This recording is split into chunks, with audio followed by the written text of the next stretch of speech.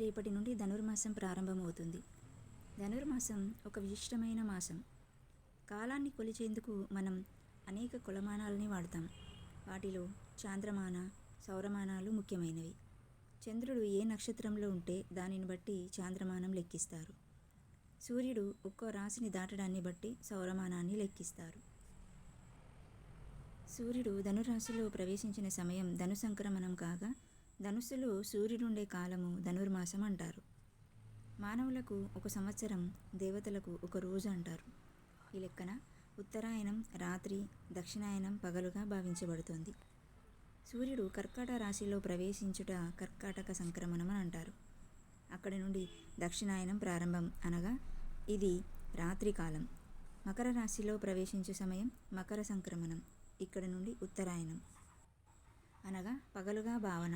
ఇలా భావించినప్పుడు దక్షిణాయనంనకు చివరిది, ఉత్తరాయణంనకు ముందుది అయిన ధనుర్మాసం ప్రాతకాలం వలె పవిత్రమైనది, సాత్వికమైన ఆరాధనలకు ప్రధానమైనది కనుక సత్వగుణ ప్రధానమైన విష్ణువును ఈ నెలలో ఆరాధిస్తారు. సూర్యుడు ధనురాశిలో ప్రవేశించడాన్ని పండగ నిలపట్టడం అని కూడా అంటారు. ఈ నెల విష్ణుమూర్తికి ప్రీతికరమైనది. సూర్యుడు ధనురాశిలోకి ప్రవేశించడాన్ని పండగ నిలపట్టడం అని కూడా అంటారు.